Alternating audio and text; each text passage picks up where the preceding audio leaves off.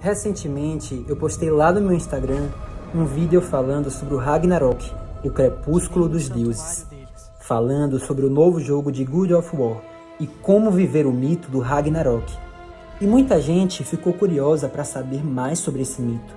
Então, eu decidi gravar esse vídeo para falar justamente sobre o deus Loki, que é um deus com uma história que se conecta muito com Ragnarok. Até no jogo de God of War, eles transformaram o filho de Kratos, Atreus, numa adaptação do Loki. Então hoje eu vou te ensinar a viver um mito que eu considero muito relevante para a gente entender a importância de Loki no Ragnarok e na nossa vida também.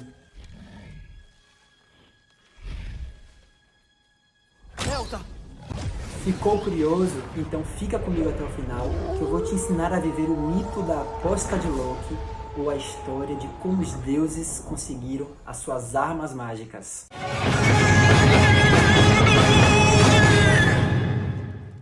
Olá, eu me chamo Thor e esse é o canal Vivendo o Mito, que é um canal que fala sobre a vivência dos mitos no dia a dia. Se você não é inscrito no canal, já se inscreve aqui embaixo, ativa o sininho para não perder nenhum vídeo novo e curte o vídeo que eu sei que você vai gostar muito desse mito de hoje. O Ragnarok e o Fimbulwinter, o inverno sem fim, não aconteceram da noite para o dia.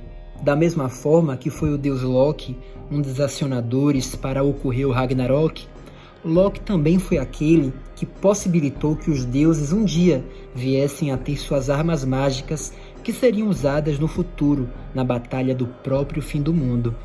Os mitos envolvendo o deus Loki estão todos de alguma forma conectados, porque o deus Loki representa o próprio movimento de desenrolar da vida e do destino. Loki é aquele que coloca a pedra em nosso caminho para nos fazer cair, mas ao mesmo tempo, logo em seguida, estende a mão para nos ensinar como se faz para levantar. O deus Loki nos obriga a crescer e a melhorar, porque ele está constantemente nos colocando em situações difíceis, nos fazendo amadurecer, nos colocando à prova do nosso corpo, da nossa mente, do nosso espírito, das nossas emoções. Loki ele representa esse catalisador que força o amadurecimento. O mito da aposta de Loki começa assim. Certo dia, Loki, com sua natureza causadora de problemas, vai até Sif, a esposa do deus Thor, enquanto ambos estavam dormindo. E na calada da noite, sem que ninguém percebesse, ele raspa o cabelo da deusa, um cabelo dourado, como ouro, e tão longo que tocava o chão. Ele decide cometer esse ato perverso, pois acusava indelicadamente a esposa de Thor de infidelidade, e cortar seu cabelo era a punição prevista. Além do grande desrespeito que cortar o cabelo de uma deusa representava, o problema era ainda maior, porque Sif era a deusa da vegetação, da colheita e, sobretudo, dos campos de trigo maduro. E seu cabelo estava diretamente ligado ao seu dom de deusa. Sem ele, não tardaria para que todas as plantações da terra também fossem arrancadas e ceifadas antes do tempo certo de colheita, provocando uma grande crise de escassez de recursos e suprimentos por toda parte. Quando o deus Thor acorda com sua esposa, a deusa Sif, logo percebem a tragédia que havia acontecido durante o sono. Não demora para que Thor fosse atrás de Loki, pois ele sabia que Loki era o responsável por aquele crime. Thor, como aquele que leva a justiça é atraída pelo problema que a necessita. Ele intuiu corretamente e Loki assume o crime cometido. O deus Thor oferece duas únicas saídas para Loki. Ou ele conseguia um cabelo novo para a deusa Sif, ou Loki seria morto.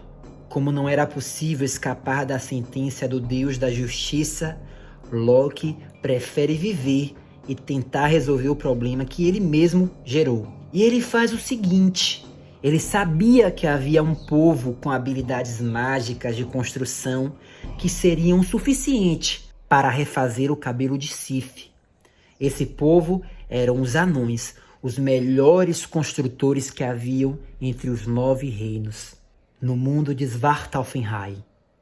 Então Loki parte para esse reino, o reino dos anões, e chegando lá, depois de muito pesquisar de forma astuta, ele constatou que haviam 3 anões que eram considerados os melhores entre todos de seu povo. Eram os filhos de Ivaldi. Mas como convencer e persuadir os 3 anões construtores para ajudá-lo? Loki vai até a forja subterrânea dos 3 anões e, sabendo da fama e do orgulho que eles tinham, decide usar isso a seu favor. Inventam a história dizendo que descobriu durante suas andanças que os filhos de Ivaldi não eram mais considerados os melhores artesãos, que agora eram os irmãos Brok e Eitri que possuíam tal fama. Os filhos de Ivaldi, orgulhosos, não aceitaram a provocação, mas Loki continuou a mentira, dizendo ainda mais que, além de não serem mais considerados os melhores, os irmãos Brok e Eitri desafiaram os filhos de Ivaldi a construir 3 tesouros que os deuses de Asgard iriam julgar e decidir de fato quem eram os melhores forjadores. E Loki diz que só havia uma única condição nessa disputa, que um dos tesouros fosse um cabelo dourado e que nunca parasse de crescer de forma natural. Os filhos de Ivaldi, inflamados pela arrogância, não pensaram 2 vezes e aceitaram o desafio inventado por Loki, pois não aceitavam perder a fama que há muito tempo possuíam. Depois de atiçar os 3 filhos de Ivaldi, Loki vai até a forja de Brok e Eitri para dar continuidade ao seu plano. Ao encontrar os 2 anões, ele conta que os filhos de Ivaldi estavam construindo 3 tesouros para os deuses e que havia dito que Brok e Eitri eram incompetentes e incapazes de forjar algum tesouro digno de um deus. Os irmãos Brok e Eitri decidem entrar na disputa fictícia criada por Loki, pois também queriam provar o seu valor e sua competência, que foi questionada e colocada à prova. Loki havia criado uma intriga, uma disputa que não existia entre esses 2 grupos de forjadores, mas graças a essa disputa é que os anões foram forçados a trabalhar duro, a aprimorar suas habilidades e melhorar. Loki é esse que aparece na nossa vida com a oportunidade que implicará na nossa melhora, no nosso aprimoramento. Uma oportunidade que vai nos tirar da zona de conforto. E no final, o resultado são os tesouros que a gente pode construir a partir desses desafios que Loki coloca na nossa vida. Os irmãos Brok e Eitri aceitam participar da disputa, mas impôs uma condição a Loki.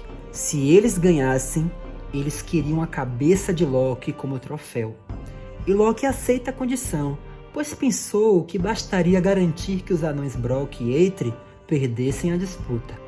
Sif ganharia seu cabelo de volta, os deuses seriam persuadidos a perdoá-lo por conta dos 6 tesouros que eles iriam ganhar, e Thor não mataria ele, e os anões perdedores não teriam a sua cabeça como troféu. O plano parecia perfeito.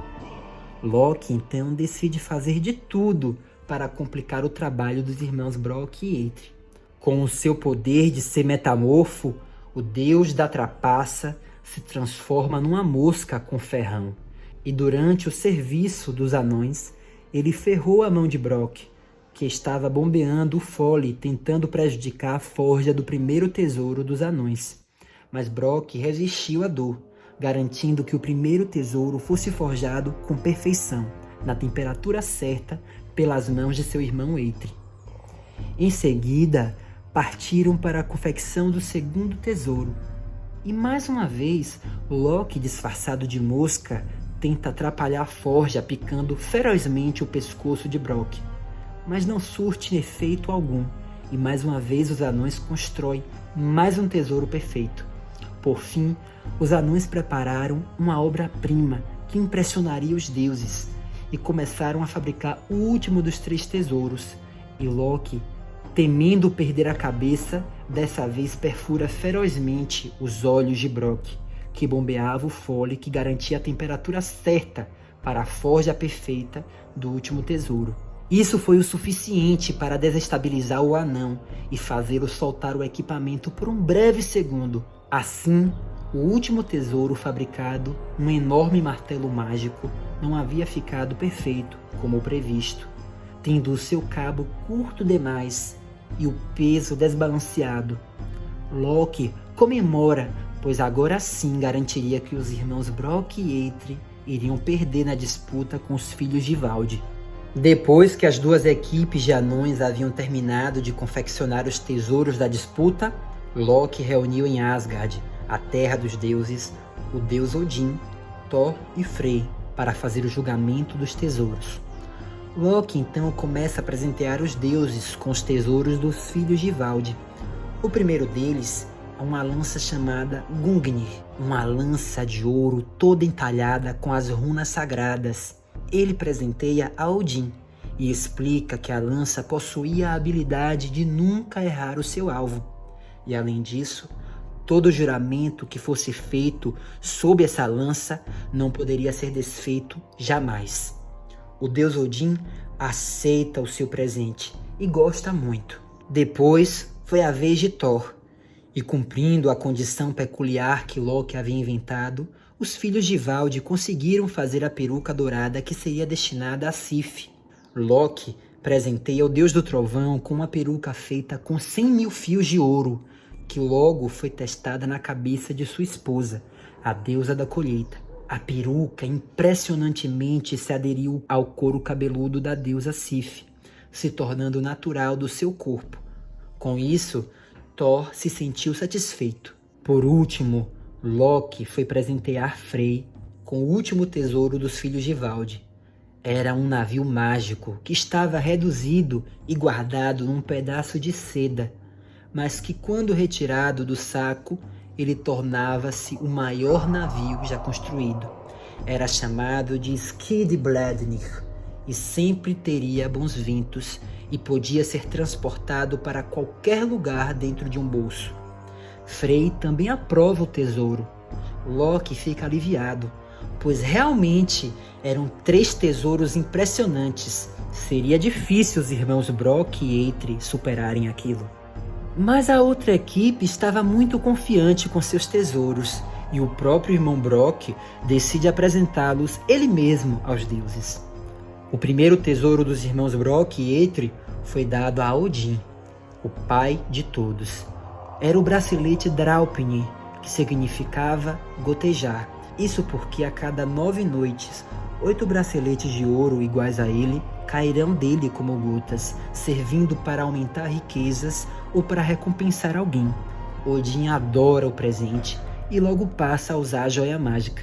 O segundo tesouro, Brock entregou para o deus Frey. Era um javali de pelos de ouro, chamado Gullinburst, que tinha a capacidade de correr pelo céu e pela água e nunca cansava. Além disso, seu brilho intenso conseguia iluminar qualquer caminho, afastando toda a escuridão por onde passasse. Frey também gosta muito do seu segundo presente. Por último, Brock entregou o terceiro tesouro a Thor, o tesouro prejudicado por Loki, um martelo mágico chamado Mjolnir, o forjador de raios. O martelo tinha uma magia de forja que o tornava indestrutível. Além disso, não era possível errar o alvo quando lançado, e com um breve gesto de mãos, o portador do martelo poderia fazê-lo retornar magicamente para as mãos de quem o lançou. E como se não bastasse essas qualidades, o martelo não só podia encolher de tamanho para ser guardado no bolso, mas também podia aumentar de tamanho caso fosse necessário. O único defeito do Mjolnir era ter o cabo curto demais por conta da tentativa de Loki de prejudicar na confecção do tesouro. Mas Thor achou um detalhe meramente estético, que comparado às qualidades do martelo, esse defeito era insignificante. Thor fica muito impressionado e gostou muito do seu presente, já que seu primeiro tesouro não ficou com ele. Ele deu para sua esposa Sif recuperar seu cabelo. Os deuses, no final das contas, decidiram que os tesouros dos irmãos Brock e Eitri eram os melhores de fato, e por isso Loki estava em apuros. Agora ele devia sua cabeça para os 2 anões, pois havia perdido na aposta. No entanto, como Loki era o deus que criava os problemas, mas também criava as soluções, com toda a sua engenhosidade, ele cria uma solução para não perder a sua cabeça. Ele se inclina até a lança de Odin, que garantia que os juramentos não podiam ser quebrados, e diz que o acordo era que somente e somente sua cabeça era o prêmio. Mas como é que os anões pretendiam tirar a cabeça de Loki sem perfurar ou desferir o pescoço do deus? O pescoço não fazia parte do acordo. De fato, a lança de Odin deu respaldo a Loki, pois o acordo não seria cumprido sem que ao mesmo tempo fosse descumprido. E por isso, Loki se safa de perder a cabeça para os anões. E foi assim que os deuses ganharam seus maiores tesouros e as suas armas mágicas. Foi por causa de Loki. Se Loki não tivesse criado uma situação ruim no passado, não teria existido uma motivação para se criar os tesouros dos deuses. E mais na frente, quando a hora do Ragnarok chegar, sem esses tesouros, como os deuses lutarão na batalha do fim do mundo? Você percebe que viver esse mito de Loki é viver a essência de encarar os desafios que a vida nos impõe. Viver esse mito é, no fundo, entender que os males que acontecem com a gente, no fundo, eles carregam um grande potencial de uma coisa boa. Viver o mito de Loki é saber que só podemos crescer, ter prosperidade em qualquer área da nossa vida se formos desafiados. Enquanto a gente estiver acomodado, a vida de fato não acontece. A vida só acontece quando o Loki está presente. E pode ter certeza que se você é o tipo de pessoa que atrai problema atrás de problema na sua vida, isso pode ser um indício, uma pista daquela área, daquele assunto que você precisa trabalhar, que você precisa encarar, melhorar, aprimorar. Isso pode ser um indício, uma pista do assunto que você está negligenciando, daquilo que você precisa realmente trabalhar duro. Porque o deus Loki pode estar te dando a oportunidade, que é esse problema que você não quer enfrentar agora, mas que vai te possibilitar construir para o futuro as armas mágicas para o seu próprio Ragnarok, que é exatamente a mesma coisa que acontece nesse mito. Os deuses ganham esses tesouros, esses presentes, essas armas mágicas, e no futuro eles usam elas na batalha final, na batalha do Ragnarok. E não se engane, nenhuma batalha vem até a gente se a gente já não tiver a disposição e a capacidade de enfrentá-la. Mas me conte aí, como é que você vive o mito de Loki na sua vida? Você encara os desafios que a vida te dá, porque você sabe que aquilo é uma oportunidade para te fazer crescer, uma oportunidade para você construir tesouros a partir daquilo? Ou você tem dificuldades para enfrentar esses desafios? Tem dificuldades para encarar e saber o que fazer, como fazer ou quando fazer? Me diz aí nos comentários. Se você precisa de orientação mítica nesse sentido, clica no link na descrição do vídeo e faça uma consulta de tarô mítico comigo. Nessa consulta a gente consegue desenvolver essas e outras questões através da compreensão dos mitos na sua vida. Então não demora e vem fazer a sua sessão de mitoterapia com tarô mítico. Aproveita que as consultas estão na promoção, mas é por pouco tempo. E se você gostou de viver esse mito hoje, já se inscreve no canal se você não é inscrito, não esquece de dar o seu like para ajudar o canal a crescer, e a gente se vê no próximo mito. Tchau!